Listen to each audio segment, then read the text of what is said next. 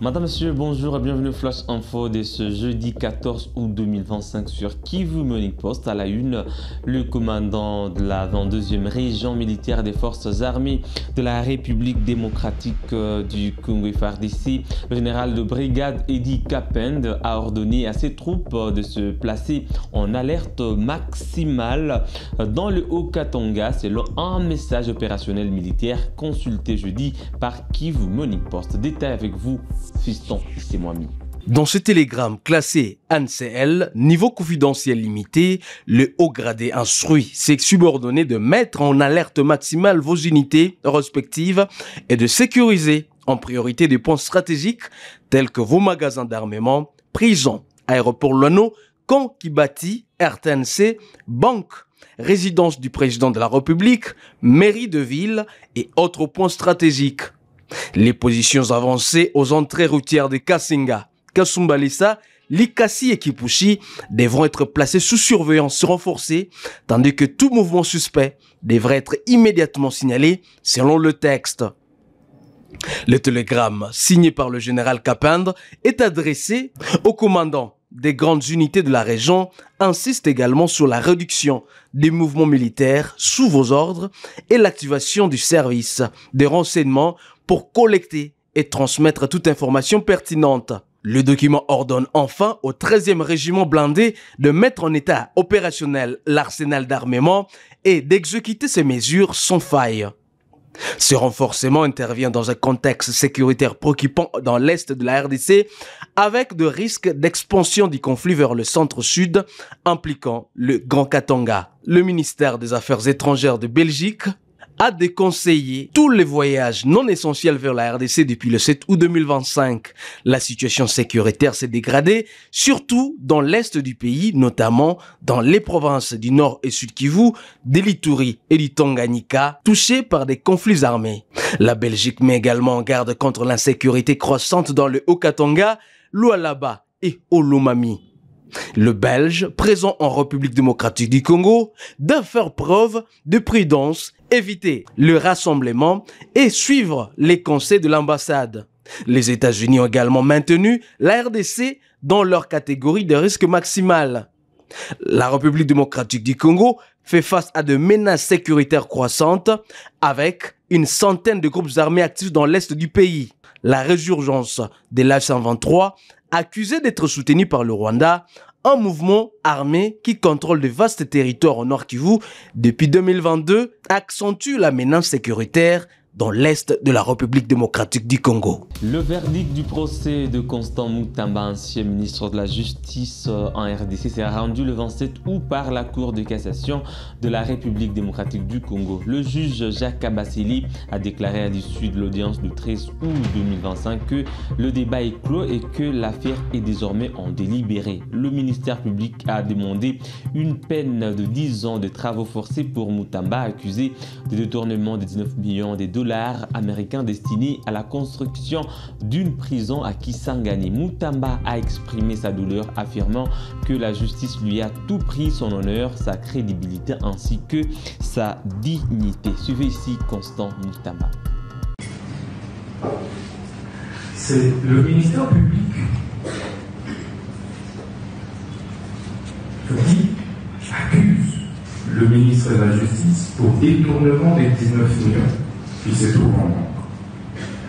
Donc ces 19 millions n'ont jamais été décaissés, touchés, je veux dire. Le ministre de la Justice n'a touché à aucun dollar de ce fonds. Mais dans la conclusion, le ministère public dit le ministre de la Justice a détourné 19 millions.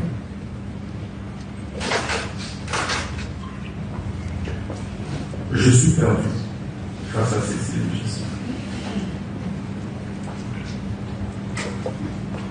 Mais ce procès et ces syllogismes ne me surprend pas. Pourquoi ça ne me surprend pas? Parce que ce n'est pas la première fois que le ministère public ait fait un réquisitoire contre moi. À peine 3 mois que j'étais nommé ministre de la Justice, le ministère public lui-même, PG Cassation, avait déjà fait un réquisitoire pour me faire arrêter. Mais il sait comment cela n'avait pas abouti. 3 mois à peine. Nous sommes au mois de septembre 2024. Je serais surpris de voir un réquisitoire du ministère public pour qu'on arrête le ministre de la Justice. Pour quelle raison? Pour un rapport qui était concocté, dressé à mon insu par les 2 juges que nous avions récusés.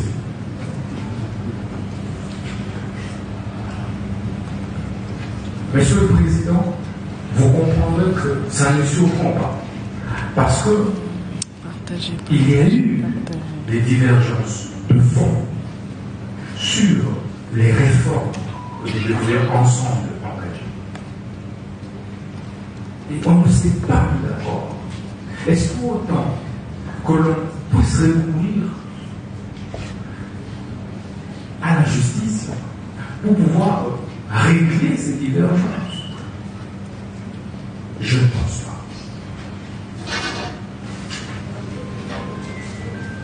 C'est pourquoi je veux dire que ce procès qui m'a été imposé par le ministère public s'imposait, comme on dit à Lingala, qui est en cours. Tout là qui s'aille, et puis sonner tous en casse. Président, sur cette terre, avec ma petite expérience de la vie politique, on n'est jamais assez fort éternellement pour l'être toujours. Le temps a un pouvoir réparateur.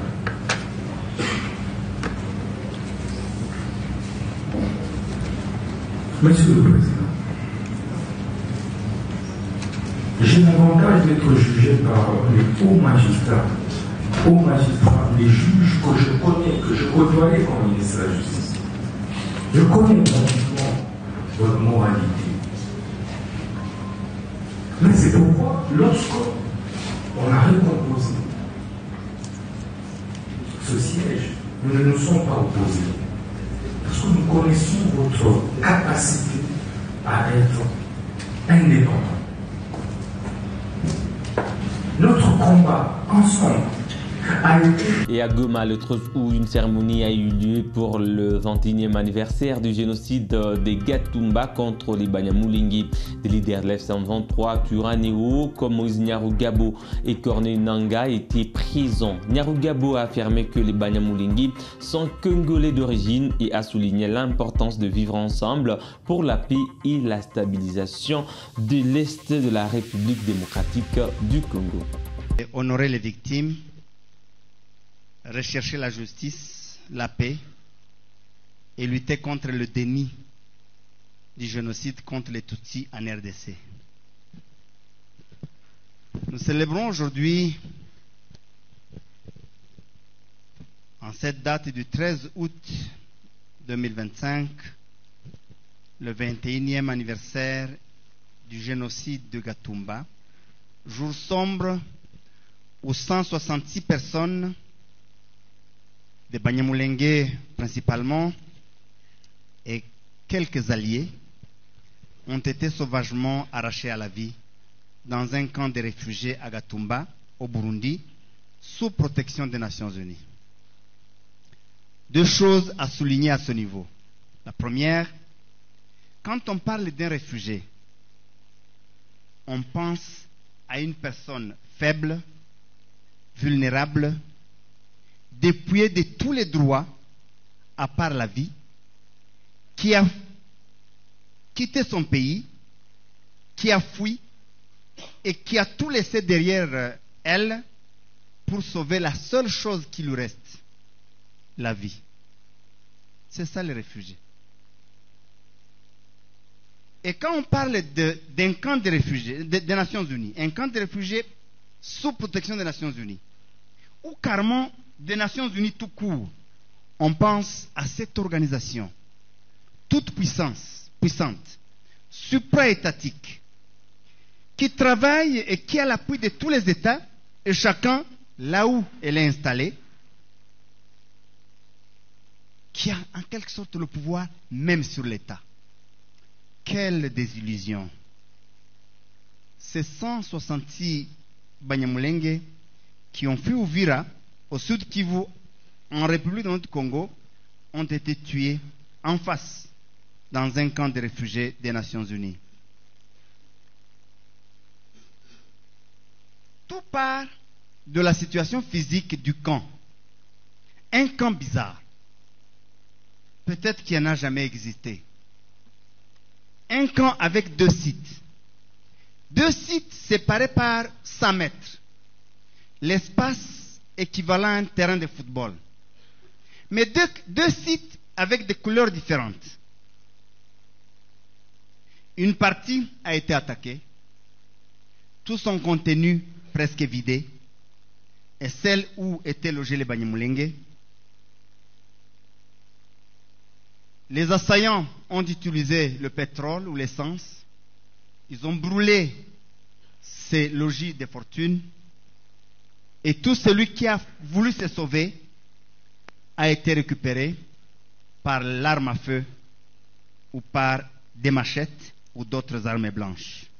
Et pour sa part, Corneille Nangaa, coordonnateur de la FCM23, a dénoncé les conditions précaires à Minembwe où les habitants manquent de produits essentiels, qualifiant cela de crime de guerre. Il a aussi insisté sur l'unité des Congolais et affirmé que la FCM23 Twirwaneho vise à libérer la République démocratique du Congo de l'injustice et de la discrimination qu'il considère comme la cause principale des violences armées qui secouent l'Est de la République démocratique du Congo.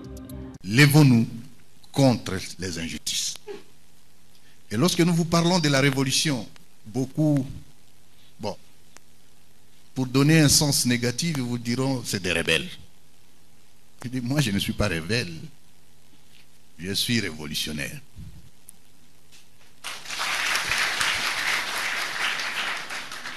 Donc nous nous révoltons contre l'injustice. Mais ça va au-delà de faire la guerre. Ça va au-delà de prendre les armes. Nous nous révoltons contre la stigmatisation, contre l'exclusion, contre l'injustice, contre le tribalisme. Mais au-delà de tout ça, mais aussi pour les autres faits qu'on ne voit pas, nous nous révoltons contre la faim, contre la souffrance, contre les maladies, contre le sous-développement. Quand on projetait le film, je me suis rappelé d'une réunion que nous avons eue il y a 2-3 jours. J'ai dit, mais la question que nous nous sommes posée, de Bukavu à Minembwe, c'est combien de kilomètres? Évidemment, chacun a donné des chiffres. Alors, j'ai posé même à maître Moïse un jour, pour arriver à Minembwe, il faut passer par où? Il m'a donné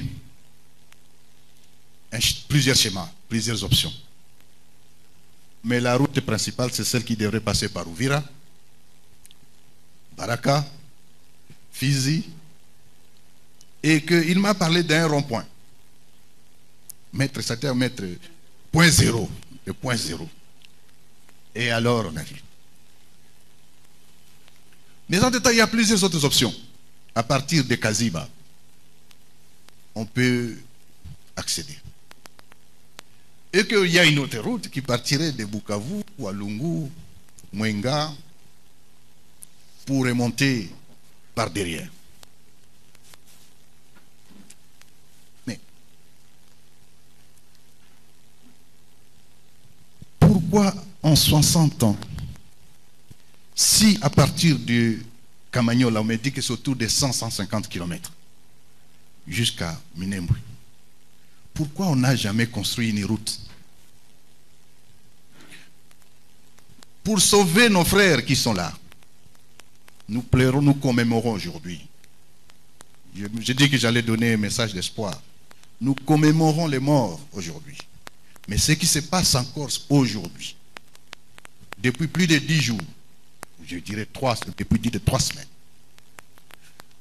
que la population des Minembwe n'ait pas accès même au sel, aux médicaments, donc savon, et qu'il y a des gens qui orchestrent ça. Ce sont des crimes de guerre. Madame, Monsieur, c'est par là que nous mettons un terme à ce flash info sur Kivu Morning Post. Merci à vous de l'avoir suivi du début à la fin. On se fixe un nouveau rendez-vous d'actualité. À très bientôt.